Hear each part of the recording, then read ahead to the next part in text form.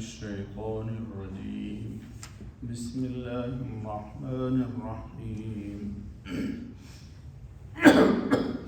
والضحى والليل إذا سجى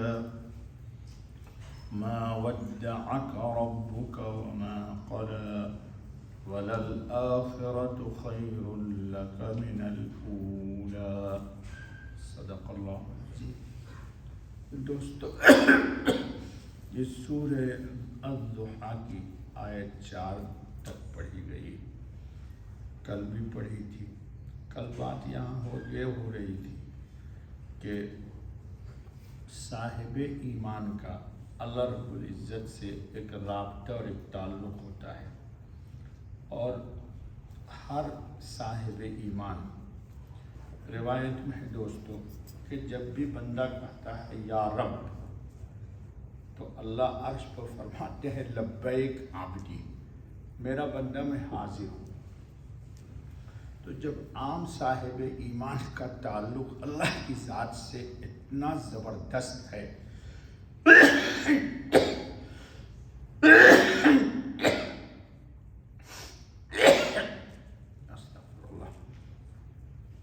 خاص طور پر بندہ جب اللہ کا ذکر کرتا ہے تو قرآن کریم ہی ہے، فَاذْكُرُونِي أَذْكُرُكُمْ، تو میرا نام لے میں تیرا نام لوں گا۔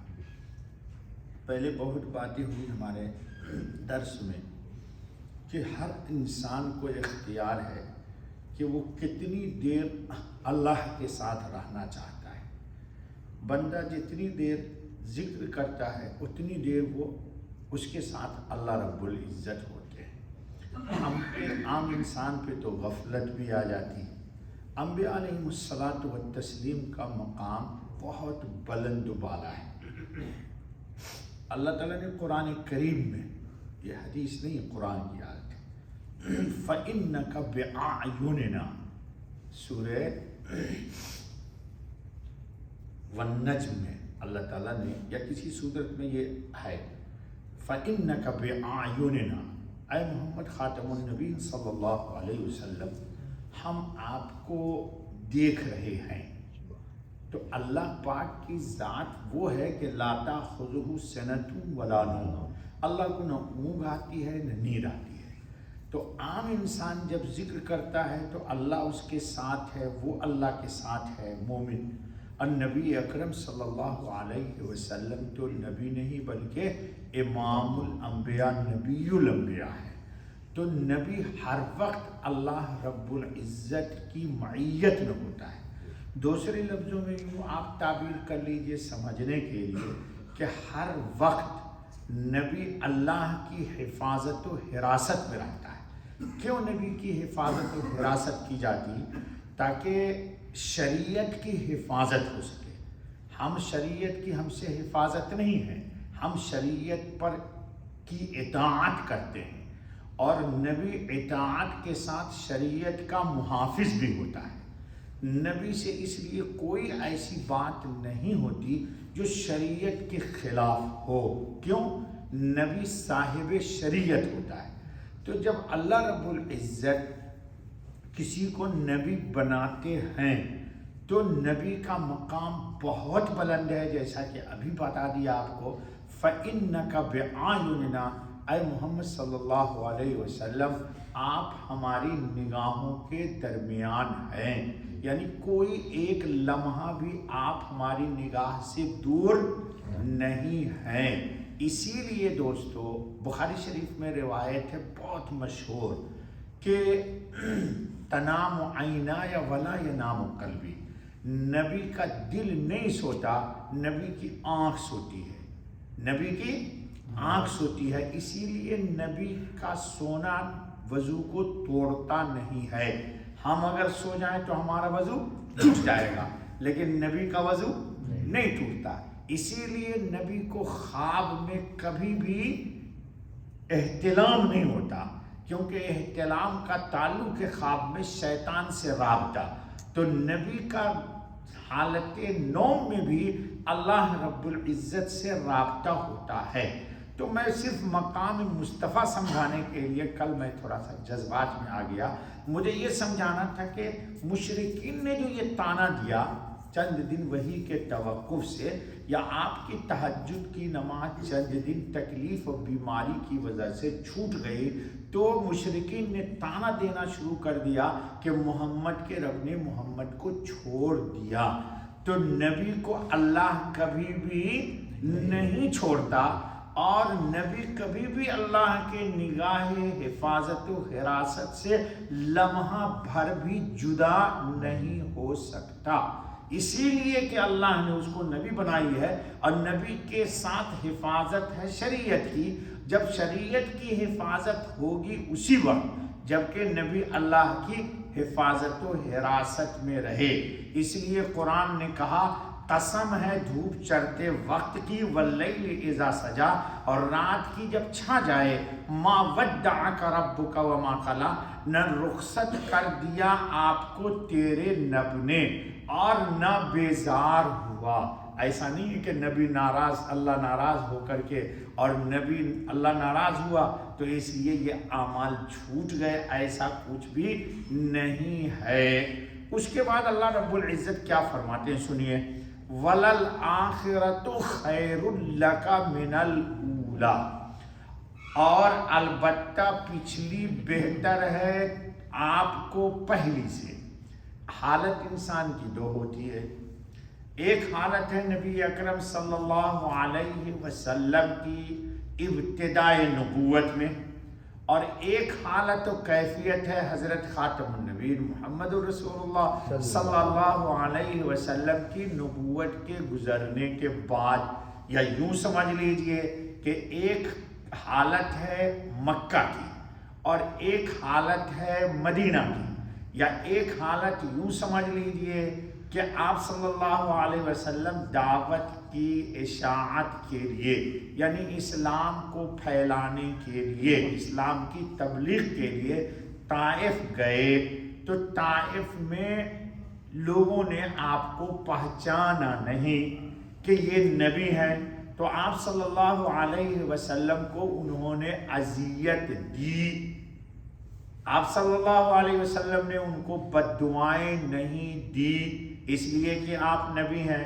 نبی اگر بد دعا دے دے گا وہ مر جاتے، ختم ہو جاتے، تو ان کی نسل میں اسلام کیسے آتا. تو آپ صلی اللہ علیہ وسلم نے کہا کہ بڑے یہ حالت کفر میں لیکن رہیں، یہ تو نہیں مان لائیں گے ان کی اولاد. چنانچہ عرب کی سرزمین پہ کوئی آج مشرک نہیں ہے، وہی انہی کی اولاد ہے جنہوں نے طائف میں مارا تھا حضور صلی اللہ علیہ وسلم کو، پھر وہی حضور پہ قربان بھی ہو گئے. تو اللہ کہتے ہیں کہ پہلی حالت سے بعد میں حالت آنے والی اچھی ہوگی. کیسے اچھی ہوئی؟ طائف میں مثال کے طور پر آپ صلی اللہ علیہ وسلم کو اذیت دی گئی. آپ کو معلوم ہے، واقعہ تفصیل میں نہیں جانا، سعودیہ حکومت نے اب جدہ میں وہ پتھر بھی رکھ دیا ہے جہاں مسجد عباس رضی اللہ تعالیٰ عنہ ہے. آپ لوگ جاتے تو شاید نہیں معلوم آپ کو، وہاں دیکھیے گا مسجد عباس میں ایک دیوار میں پتھر نصب کر دیے، وہ پتھر تاحنوز موجود ہے، حکومت نے رکھا. جب طائف والوں نے مارا تھا اور حضور نڈھال ہو کے بیٹھ گئے تھے تو خون سے پتھر رنگین ہو گیا تھا. وہ پتھر تاحنوز ہے، میں نے خود اپنی آنکھ سے دیکھا. سعودیہ حکومت نے اس کو دیوار میں لگا کے شیشہ لگا دیا تاکہ لوگ ہاتھ مات اس کو نہ لگا سکے. یہ حضرت عباس حضور کے چچا ہیں، ان کی مسجد میں یہ ہے، اور تمام کے تمام آثار موجود ہیں. تو ایک تو وہ حالت تھی. آپ صلی اللہ علیہ وسلم جب طائف سے آ گئے 6 مہینے کے بعد، تو اللہ رب العزت نے کہا یا رسول اللہ صلی اللہ علیہ وسلم آپ کو یہ اتفاق سے رجب کا بھی مہینہ ہے، معراج اسی مہینے میں ہوئی تھی. تو آپ صلی اللہ علیہ وسلم نے کہا کہ نو ٹینشن، آپ فکر مت کیجئے. طائف والے مشرکین نے، ناپاکوں نے آپ کا استقبال نہیں کیا تو نو ٹینشن، ہم آپ کو آسمان پر بلاتے ہیں اور 7 آسمان کے فرشتے آپ کا استقبال کریں گے. تو کیا کہ نہیں کیا؟ اور پھر اللہ رب العزت نے کہا فرشتے کون ہیں، آپ آئیے آپ کا استقبال ہم کریں گے. چنانچہ رب العزت کے پاس جناب گئے. کہاں؟ عند سدرۃ المنتہی، عندہا جنت الماویٰ، اذ یغشی السدرۃ ما یغشی، ما زاغ البصر وما طغی. آپ کی نگاہ اللہ کو دیکھنے سے نہ ہٹی اور نہ خطا کر گئی. یہ قرآن ہے دوستو، قرآن پڑھو جا کے. ٹھیک ہے، تو اللہ رب العزت نے بتا دیا کہ ماضی اگر کسی کا خراب گزرا ہے تو اللہ سے آپ لوگ مایوس. ہاں، یہ آپ کو سنا رہے ہیں، اللہ پاک ہم کو بھی سنا رہے ہیں، لیکن ہم لوگ سمجھتے نہیں ہیں. ہم لوگ چاہتے ہیں کہ ہر روز ہم کو نوٹ کی گڈیاں ملے جبھی اللہ تعالیٰ سے ہم خوش رہیں گے. آپ لوگ سب یہی نہ چاہتے کہ روزانہ گڈیاں ملے تب ہم خوش ہیں. اللہ کے رسول صلی اللہ علیہ وسلم کا گزر چکا ہے پیچھے کہ اللہ تعالیٰ کہہ رہے ہیں کہ آنے والی حالت یعنی ہر آنے والا دن اے محمد رسول اللہ صلی اللہ علیہ وسلم گزرے ہوئے دن سے زیادہ آپ کے لیے خوشی کا ہوگا. خوشی کا، اور ہے کہ نہیں ہے؟ کیسے ہے؟ ایک ہی مثال لے لو بس، درس ہونے کا ختم، 10 منٹ ٹائم ہو جاتا ہے ہمارا، روزانہ زیادہ ہو جاتا ہے. دنیا کائنات میں ہر وقت کہیں نہ کہیں مؤذن اشہد ان محمد رسول اللہ کی صدا فضا میں بلند کر رہا ہے.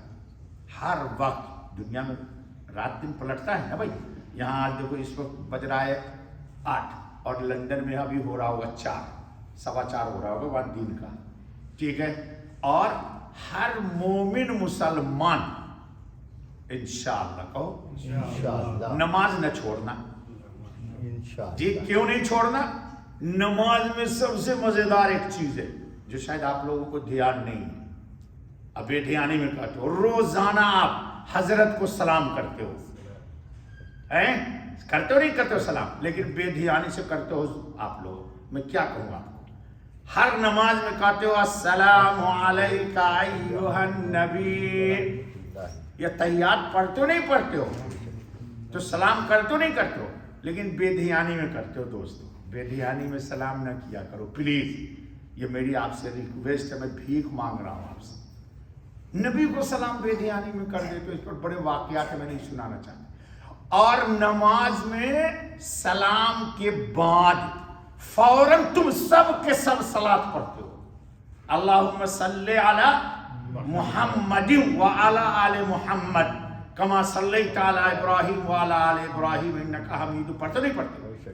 اللہم بارک علی محمد وعلی آل محمد کما بارکت علی ابراہیم وعلی آل ابراہیم. تو یہ بتاؤ کہ دنیا میں کتنے پتہ نہیں کروڑ خرب کتنے مسلمان مجھے نہیں معلوم جی، لیکن ہر مسلمان حضور پہ درود پڑھتا ہے، پڑھتا نہیں پڑھتا ہے. اور ہر مسلمان کا درود پہنچانے والا آپ اور ہم نہیں ہیں، اللہ نہیں بابا، اللہ ہے. اللہ کیوں؟ اللہم، ہم کہتے ہیں اللہم، اس کا ترجمہ کیا ہے؟ اے اللہ صلی علی محمد رسول اللہ خاتم النبی صلی اللہ علیہ وسلم پر درود بھیجئے. تو کون پہنچاتا ہے؟ آپ کا. ہم گنہگار ناپاک لوگ بابا، اللہ پاک ہمارے درود کو حضور پاک کو پہنچاتا ہے. کتنی خوشی کی بات ہے. چلو وللآخرۃ خیر اللہ پر اتنے رہنے دو، باقی کل بتائیں بس. سبحان اللہ سبحان اللہ سبحانک اللہم و بحمدک اشہد ان لا الہ الا